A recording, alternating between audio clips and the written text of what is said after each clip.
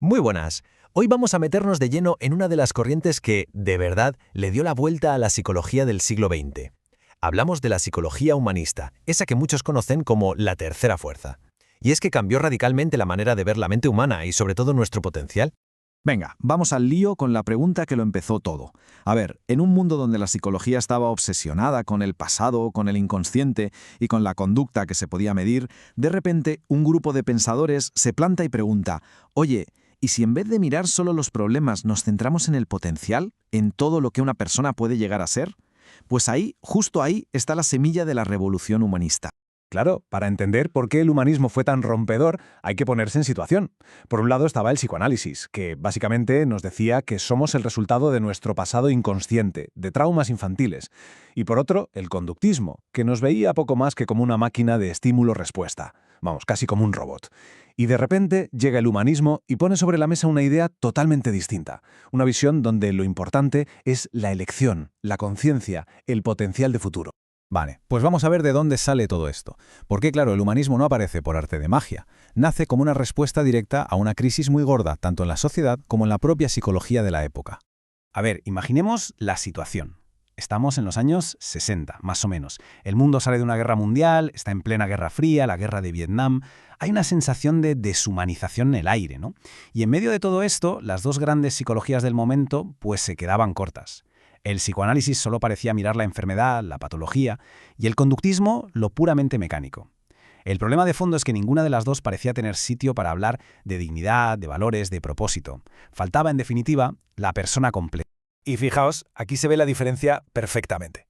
Por un lado, el enfoque humanista, subjetivo, holístico, o sea, que mira al todo, y centrado en la libertad de elegir y en el crecimiento. Y por el otro, el conductista, objetivo, atomista, vamos, que lo reduce todo a sus partes más pequeñas, y se basa en que todo está determinado y se puede predecir. Eran, literalmente, dos mundos enfrentados. Y ojo, que los humanistas no decía que los conductistas estuvieran equivocados del todo, sino que su visión era increíblemente limitada. Así que, ante esta crisis, algo tenía que pasar. Y pasó. Vamos a ver ahora cómo esta nueva corriente de pensamiento cogió forma y se convirtió oficialmente en la tercera fuerza de la psicología. Y esto no se quedó en una simple idea flotando en el aire, ¿eh? No. Se organizaron y muy rápido. Fijaos, en el 61 lanzan su propia revista científica, que es un paso fundamental para que te tomen en serio en el mundo académico. Solo 2 años después, en el 63, ya tienen su propia asociación dentro de la APA, la Asociación Americana de Psicología. Y ya en el 64, su primer presidente, un tal Buchenthal, pone en negro sobre blanco los principios que van a definir todo el movimiento. Ya aquí los tenemos. Esto es, por así decirlo, el ADN del movimiento. Los 5 postulados de Buchenthal. Pensemos un momento en lo que dicen. Primero, una persona es más que la suma de sus partes. No somos un puzzle, somos un todo. Segundo, existimos en un contexto humano, o sea, importan los demás. Tercero, somos conscientes, nos damos cuenta de las cosas. Cuarto, tenemos capacidad de elegir y con ello, responsabilidad. Y quinto, y quizá el más importante, somos seres con intención, que buscamos un sentido a lo que hacemos. Todos juntos estos 5 puntos eran una auténtica bomba contra las ideas reduccionistas que dominaban en ese momento. Claro, todo movimiento necesita a sus titanes, a sus grandes pensadores.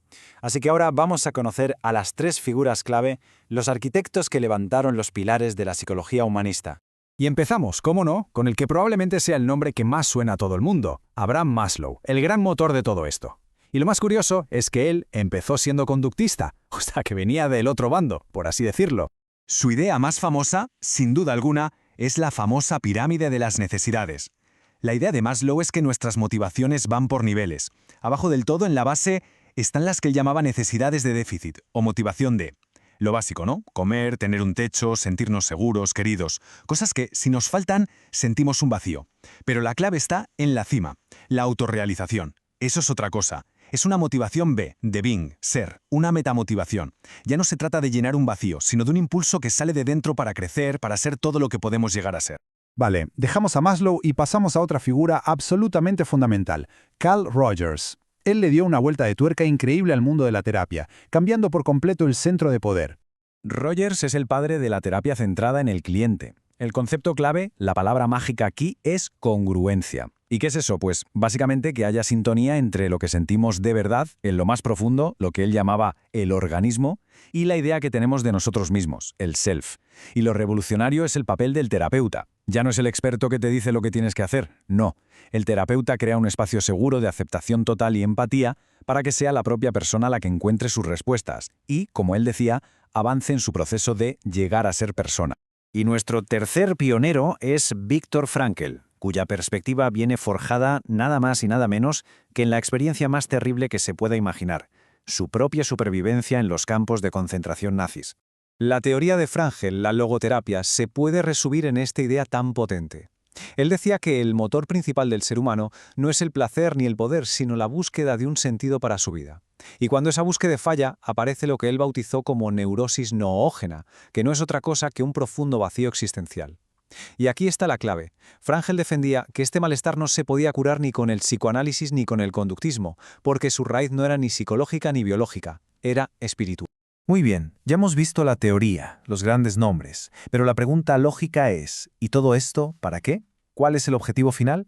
Pues vamos a explorar ese concepto clave. ¿Qué es ser una personalidad madura o autorrealizada? La autorrealización, esa es la meta. Pero mucho ojo, no es una meta en el sentido de que llegas, pones la bandera y ya está, se acabó. Para nada, es un proceso, un camino que nunca termina. No se trata de estar cómodo y tranquilo, en equilibrio, sino todo lo contrario. Es el esfuerzo constante, la dedicación, para convertir en realidad todo el potencial que uno lleva dentro. Entonces, ¿cómo es una persona que está en ese camino? Si juntamos las ideas de los grandes, Allport, Maslow, Rogers, nos sale un retrato bastante claro.